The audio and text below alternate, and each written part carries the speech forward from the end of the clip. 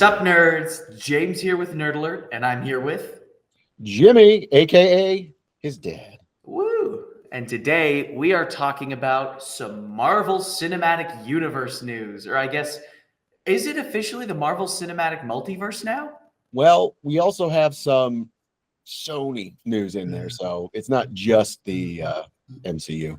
I guess it is the Marvel Cinematic Multiverse if we gotta include Sony. Sadly, yes. Like I had high hopes for Venom making an appearance in several, like No Way Home, and I was excited to see what that would happen, and then nothing happened of it, and thank God. Yeah, let's get the bad news out of the way. Or I guess it is good news because Sony is officially canceling its stupid as shit Spider-Man villain stuff. Well, that's the thought, because what just came out? Oh, Kraven the Hunter. And what was More the like, budget? more like shitting. How much did it make in the first weekend in the United States? Oh, 10 million. God, that is depressing. Like, I can get box office bombs that are like cult classics. Like, I mean, Rocky Horror's more than made up its money. The Thing was a bomb in office at its origin. There's there's plenty of others. Yeah, there's plenty that are like beautiful films that fucking bombed. This just sucks ass, and it is deserved. Like, I don't see it making a comeback. No, it should have, like, they should have stopped at Morbius. The fact that Morbius got re-released in theaters and still nobody went to go watch it, it's like, y'all are idiots. And yet you continued. You did Madam Web and you did Kraven the Hunter, and those were still dog shit. And that's what I don't understand, because there's obviously writers there that can do something right, because they have Across and Into the Spider-Verse, which are very good. And they have characters that would fit perfectly in a world without Spider-Man. And my biggest one is Agent Venom, Agent whatever Venom. And I'm like, dude, you don't need anything to do with Spider-Man. You have the suit, and he's militaristic, and he's being controlled by the U.S. government. Cool. And now, to be fair, and I know this might lose a nerd card here or there, but I enjoyed Venom 1 and 3. 2, not so much. But I did enjoy them. Are they my favorite movies? No, do not comment that, oh my gosh, Jimmy loves these awful movies. No, they were enjoyable, popcorn fodder, loved them, especially since your sister, Madison, really enjoyed them. So I did enjoy them, but I am glad that universe is over. That's also because Venom works in any context. Like, he could be in a fucking, I don't know, Final Fantasy game, and I wouldn't question it. I'm like, oh, cool, there's Venom. Whatever. Yeah, like, exactly. He works in any context, and that's the point. Symbiotes work in every context, and it's the performance. Tom Hardy is talking to himself. That's like when he's at his best. Like, I don't know how else to put it other than Tom Hardy talking to himself in a comedic sense. It will be good no matter what. Well, and that's one of the reasons why he's kind of a difficult person to work with in Hollywood. He just gets into the character, becomes the character. One of the funny things, I don't remember which movie it is, but where he gets in the lobster tank to cool off, that was not in the script. He just did that. It was like, whoa, dude, that's crazy.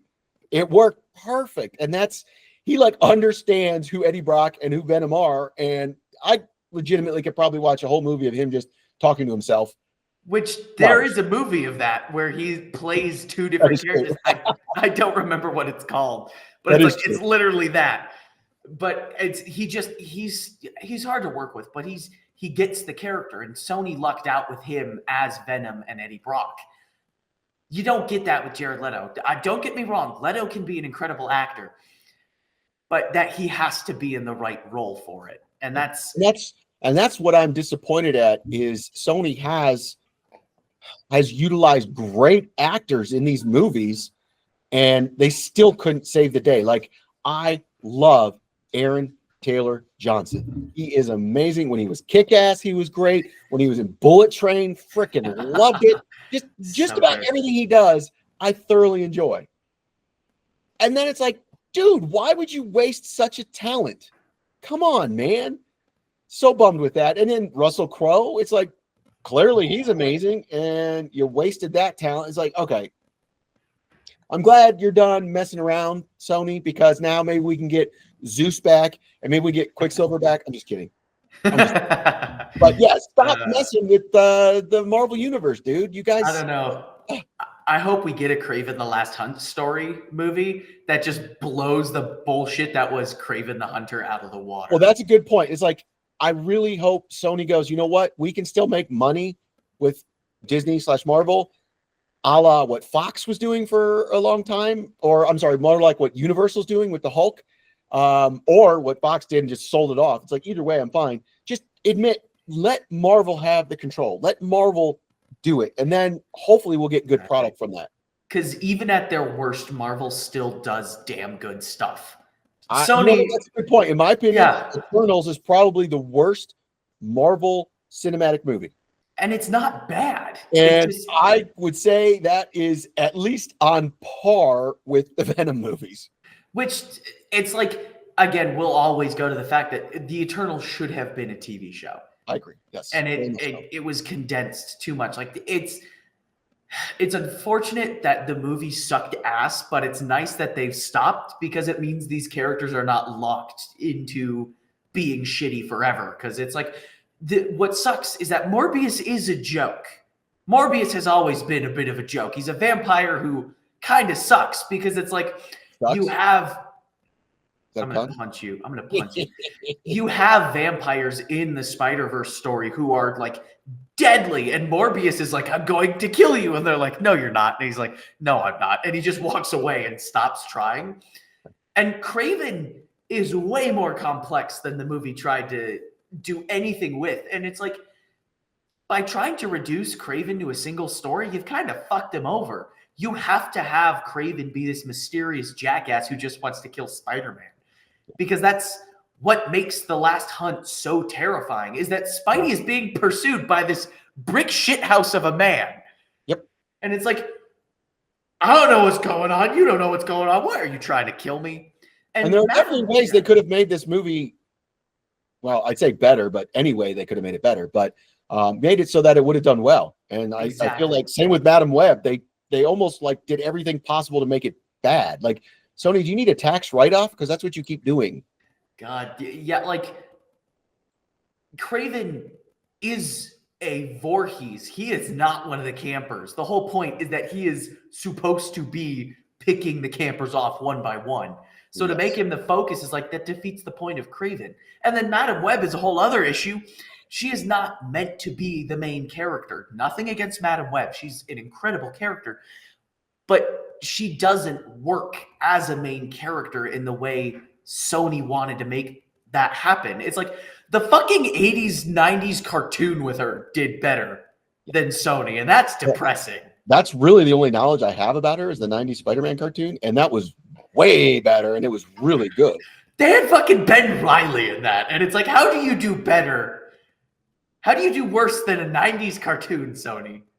Exactly. So, luckily, hopefully, Sony follows through and just kind of like, hey, we're going to make money. Here you go, Disney, Marvel. And at best, we got Venom from it. And yes. And you know what? I would love it he's already been in the MCU. So why not bring Venom over for real with Tom Hardy? I have no problem with that. I love that. I believe there are rumors for Spider-Man 4 that some Venom thing is going to show up, but that's rumors. That is not confirmed. I have merely heard it through word of mouth. Well, and I want to know more at the end of Venom, like Denny Rojas, obviously from Ted Lasso. I want to know what his deal is because he was in No Way Home, that tease, and obviously he's in Venom, and it's like, what do you got to do with this? Please don't just end it. Put him in MCU as well. Yeah. I would also like to jump in here because I just remembered Marvel Rivals, the new video game that has officially usurped, Jesus, I know English, has officially usurped Overwatch, has been a huge success. I am so tempted to play it, but I also know I would just immediately go to Moon Knight, and I would never stop playing it. But I heard that's one of the problems as an older man. I have trouble getting into new video games. Is it's a black hole, and you won't see me for like a month.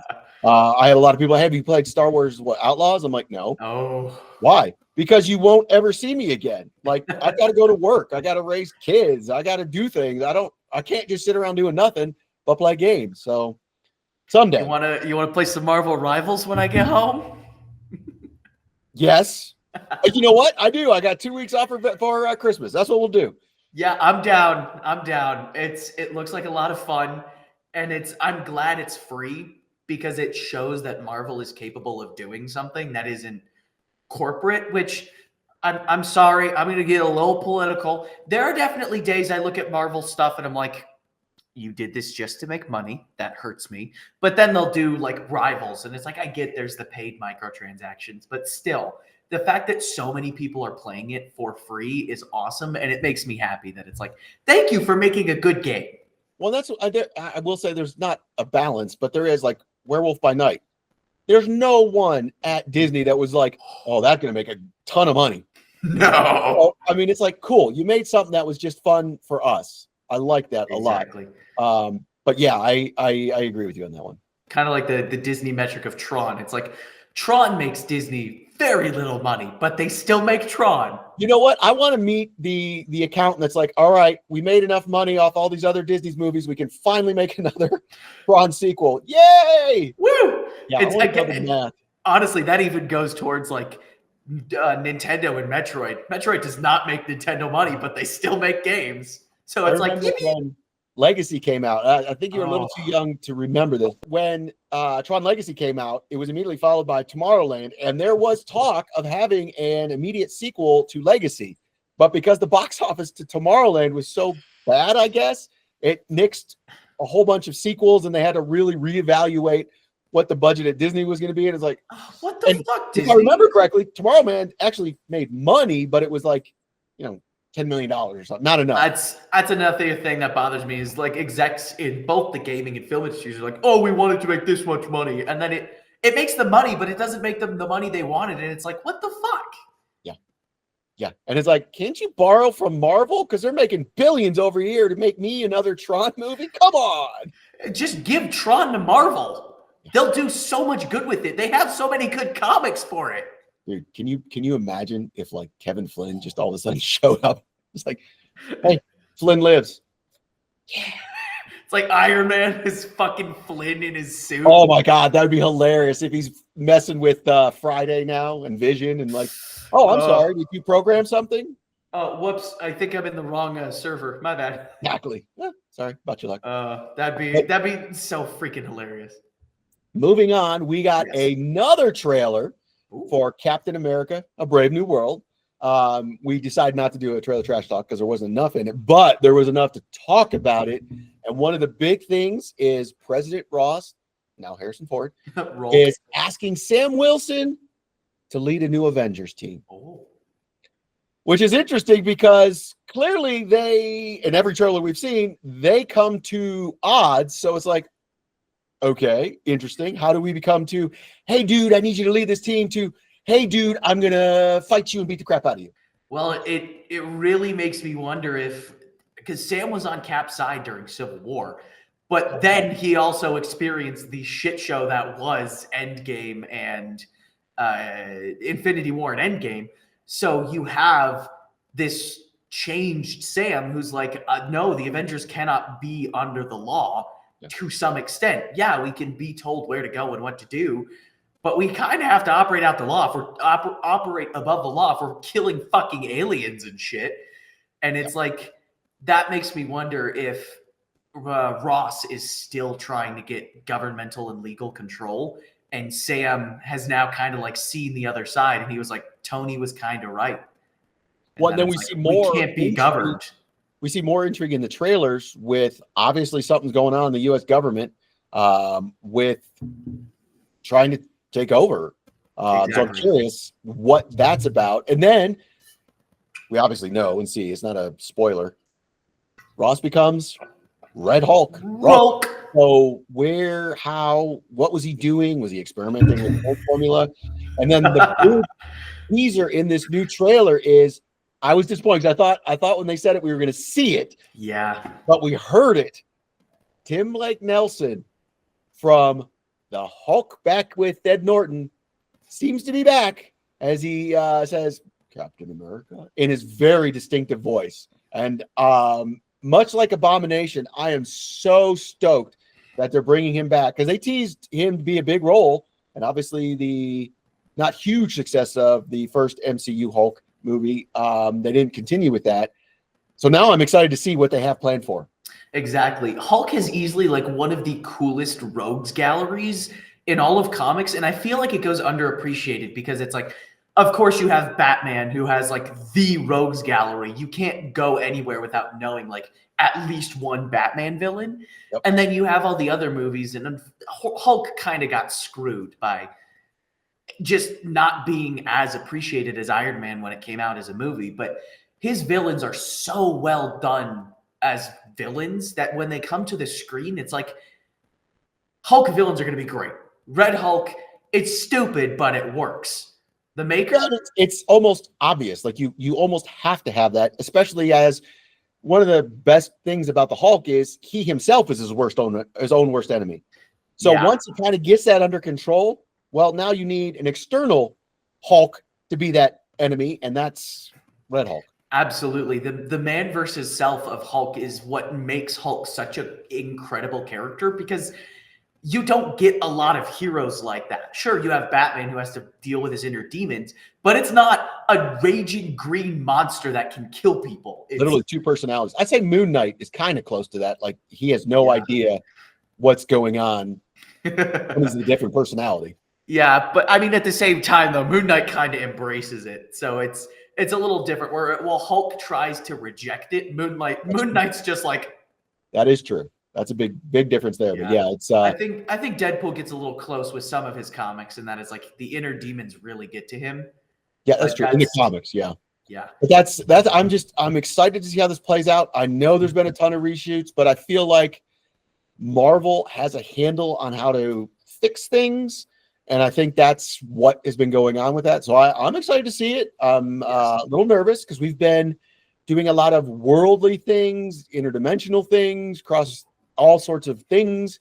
And this seems to be back in, I almost said reality, like, Hulk is going to pop up next to me.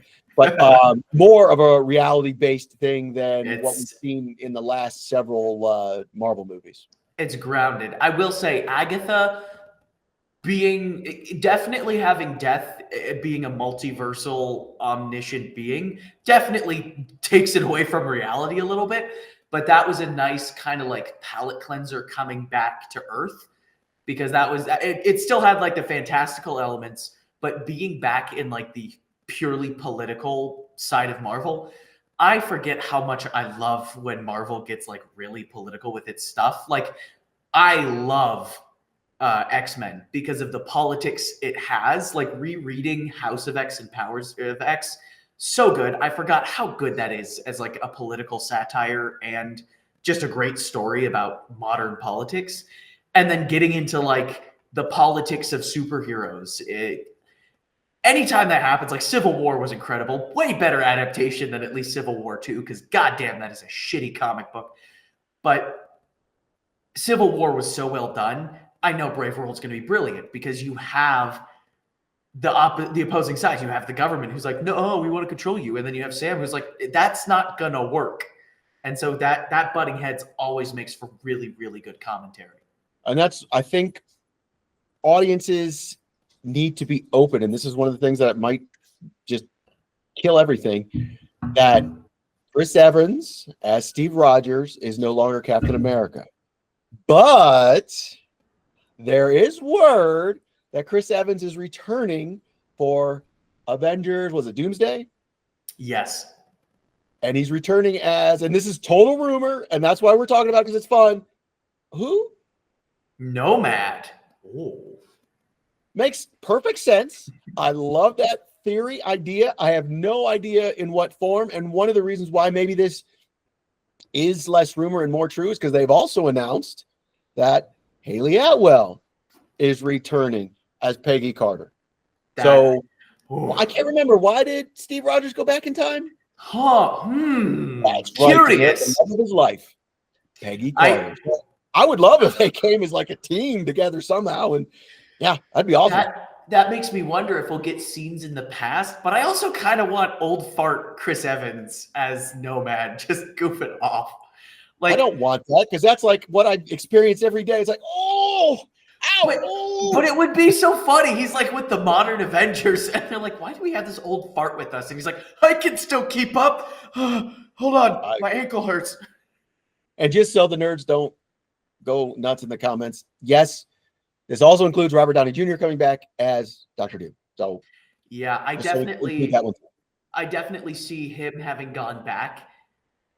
This makes me think that him having gone back will get scenes in the past, and because Steve was frozen in ice, and there's technically two Steves, going by the logic they try to convey, which is contradictory to the other time travel, he can't be Steve Rogers because Steve Rogers is frozen in ice. So it's like really iffy.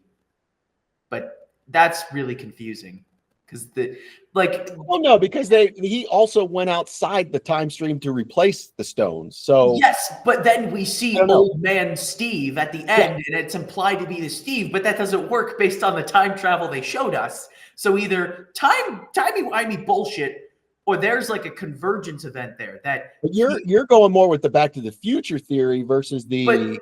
But that's how it's conveyed. Is that's meant to be the Steve that went back? I disagree. Well, there's nothing stopping it from having been a branch timeline that rebranched. Well, and maybe that's what they're going to do. And maybe Loki is sitting up there going, "Ooh, I really like Steve Rogers. Let's bring him back as the Nomad." He kicked my ass. I love him. Exactly. I mean, it could also be that when he went back in the 50s, that spawned the Fantastic Four. Him going back, that could be what the Fantastic Four universe is, and that it branches back into itself. I'm curious how they're doing that, because obviously that team is also going to be in Doomsday. And I should note, the Russo brothers are tackling this. That's been announced. That's nothing new. Why I'm excited for that? Endgame and Infinity War were two of the greatest conclusions to a storyline I have ever seen in cinema. I was so impressed with what they did. And that's not even counting Winter Soldier and Civil War, which they also did. It's just their Marvel movies are thoroughly amazing. I enjoy them. In fact, I enjoy all their movies. They did another one for Apple TV called Cherry, and then they got, I think it's Netflix, the big one that's coming out soon. Not to mention their early works with Community, with the fucking paintball episodes, which are glorious. Exactly. So I really enjoy just about everything they do. Two boys from Cleveland, that I am definitely willing to give the benefit of the doubt to them completely on whatever they choose to do. They know the Marvel universe, and they know the Marvel Cinematic Universe pretty much as well as Kevin Feige. Very much like James Gunn in that respect, that it's like they can handle the big shit. They're the big boys. They can handle it. And that's why I will always give infinite benefit of the doubt to James Gunn with DC, because it's like he's like what the Russo brothers are to Marvel. He is what he was to Marvel, to DC. He knows what he's doing. Which cracks me up. Russo brothers. Yeah. If you and I talked like, I don't know, 10 years ago, and be like, hey, the dudes that started Community are going to be doing, the Avenger movies. Like, you have got to be kidding me. Same with, the dude who worked over at Troma Films is also going to be doing like Guardians of the Galaxy. I'm like, are you kidding me? No way. Like, that was the consensus. Like, Brandon will always talk about that. The Guardians of the Galaxy were a fucking joke in most of their iterations. And then to make me care about a group of fucking weirdos is the greatest thing anybody can do. And it's like, it actually makes me mad that he is including in his Suicide Squad and the Creature Commandos Weasel. I hate that character. He's so gross, so disgusting. It's like hard to look at, but he makes me kind of care. That's the point. I hate that character. That's the point. Oh, and he does it. He's so good at that. And I love that he once again brought his brother over, and Sean, he is soup. Oh God. He is so amazing as both an actor and a CG actor, I guess I want to say. I think he's kind of replacing Andy Serkis as the new version of the dude who can go. I heard Tom Hanks did all the mocap. The amount of times I've heard that this December hurts me. And I think our last little piece, unless I'm forgetting something, is there is an amazing Deadpool I'm just gonna say it. Wonder Woman commercial out there to raise money for sick kids. And the great line that opens it. Yeah, we're gonna eliminate sick kids, and it's like what? It's like, he means he's going to get rid of diseases, which is hilarious. But Deadpool and Kid Deadpool, clearly Ryan Reynolds and his son, are in Santa's sleigh, and they're talking about raising money for this and eliminating sick kids. And they call on the help of Linda Carter. And she shows up, and I don't even know how old she is, but she is still beautiful, amazing, holds that gravitas of I am Wonder Woman. They make a joke about her. Go do it. Put the outfit on. And she does the spin, and she comes back with an ugly sweater. Where's that ugly sweater from? Why have I seen it before? Oh, it's almost as if there's this famous meme of 3 actors who are, 2 of which are laughing about the plight of another. Oh. Hugh Jackman, Jake Gyllenhaal, and who's wearing the sweater? Ryan Reynolds in the middle. She's wearing the same exact sweater that was in that photo. And then they make a joke about DC lawyers screwing up that they couldn't have Wonder Woman in this ad. I'm like, this whole thing is just hilarious. All of it, awesome. Love it. If you haven't seen it, go do a search for it. It's phenomenal. And if you have the opportunity to donate some money, Blake Lively and Ryan Reynolds are going to match the donation, I believe, up to $500,000 or something ridiculous like that. So definitely, if you have the opportunity to give, please give. But the video alone is worth a watch. Yes, I feel like there are 2 great unifiers in modern film, and that's Sonic and Deadpool, because somehow everybody goes up to do Sonic, and it just blows my mind. We've discussed this before. And Deadpool, it's like he just gets fucking everybody to come on, and it's like, cool. I fuck with it. Like the fact he got Wesley Snipes to come back as Blade, having had his rough exit with the character, is like, holy shit. And now he's got Linda fucking Carter. It's like, well, goddamn, this man can just do anything. That's a good way to look at it. And this is also a tease to something we also heard, and hopefully it is true, that there will be a Deadpool Christmas or holiday special that's being released next year. And maybe this is what they were filming for or whatever. I don't know, but oh my God, I cannot wait for that, because Guardians of the Galaxy holiday special and the Lego Star Wars holiday special are 2 of my favorite things during this season. Which somehow completely redeems Life Day on Star Wars, which is so impressive. And frankly, the old 97's Christmas song on there, I cannot stop listening to. Ho, ho, ho, ho, ho. Oh, you're talking about the Guardians so song. Weird.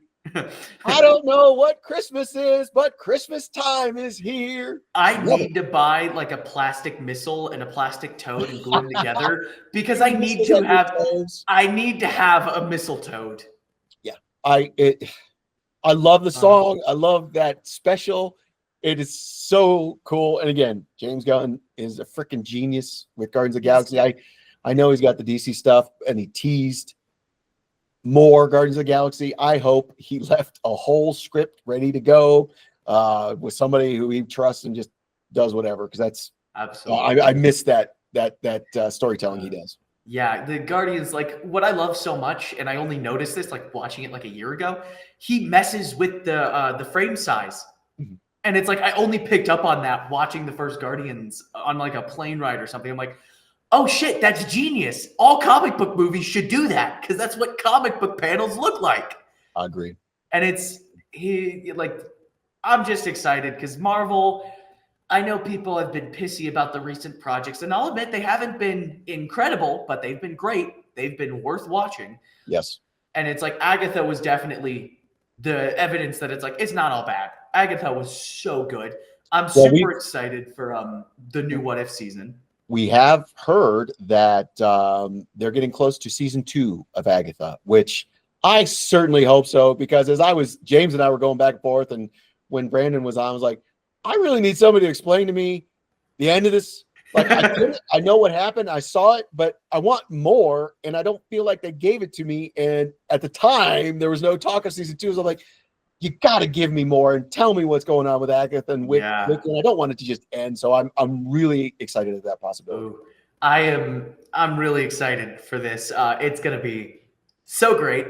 Season 2. I love Agatha already. Like, I love the Scarlet Witch as a character because she's so incredibly complex, because she's a witch, but she's also Magneto's daughter, which means she has incredibly strong mutant power. So you mix the two, and it's like you have this nuclear bomb of a person walking around, and like it always weighs on her. Like her "no more mutants" thing, like, is such a devastating moment for mutantdom, because it's like she doesn't want to do this, but she's so tired of it that she just massacres mutants essentially. And it's her story is so beautifully compelling, if not horribly tragic. So having Agatha be her perfect foil, and that Agatha's just a dick. Well, I would love if somehow, some way, I think they'd have to, because it's such an important comic book storyline, is the House of M. Mm-hmm. And that would be a fascinating way to introduce the mutants, is that if she had said that at some point that we don't know about yet, and then because she's, theoretically not with us anymore, exactly, that somehow then the mutants do start coming back. It's like, oh my God, this would be a great story. I would love to see that. Like they said there was a body, but there has been no confirmation she is dead. And that's because, if I'm not mistaken, one of the Scarlet Witch's powers is rebirth. So there's nothing stopping her from coming back. Well, she's a witch. Oh, she can come back at any minute doing anything. Love it. Yeah, that's like, I love how Agatha's just an asshole. Like, there were times watching her show, I'm like, I want to punch you. You are an ass. Yeah, but it's like, she does it so well. Like, I can't be mad because she does the character justice. And I love even the actor who played Wiccan, like his foil to her and the way it was revealed at the end. And I know he's not, yes, he's a kid in real life compared to me, but I know he's not, he's an accomplished actor. I've seen him in other things. But the way he went from being just this kid who wanted to try and learn about witches to Wiccan, the character, and you're like, dude, that's freaking awesome. Yeah, that was one of the reveals. Yeah. I felt it. I'm like, okay, Wanda's going to show up or something's going to happen. Yeah. But seeing it be Billy, it's like, oh shit. There and I love that storyline too. It's like, okay, well, then that's one of the things that frustrated me. Is like, I want more. Go find your brother. What happened to your brother? Who did he? Go get your goddamn brother, please. Like, I want to know. I want to find him. And if you bring Evan Peters back again, do it. Please. Yeah. I'd kill if he were like an actual mutant, because again, we don't know if House of M actually happened in this universe, because it's like the Spider-Man spell. I'm just saying, Aaron Taylor Johnson coming back as the other Quicksilver would be freaking hilarious. Wait a minute, why are you still alive? Exactly. Well, like you said, she has the ability to bring back the dead. And it's what also, it makes me think they can also recontextualize it in that No More Mutants wasn't removing their powers or hiding them. It was moving them to separate timelines. That's true. And making them, maybe they weren't visible to humans. So they were like outside of what was going on. Almost exactly. Like Doctor Strange and his whatever world that he goes to play with the physics. Yeah, the mirror world or whatever it is. That makes me think that's what happened, because we've seen mutants across various dimensions. So part of me thinks that she, if they were to go with this, she would have actually spread them across the multiverse to be like, no, you can't be safe in this multiverse, so maybe I can send you somewhere where you'll be a little safer. Maybe that's how they'll explain the Eternals movie. Be like, why isn't that dude still in the ocean, just frozen? What happened to him? Oh, no.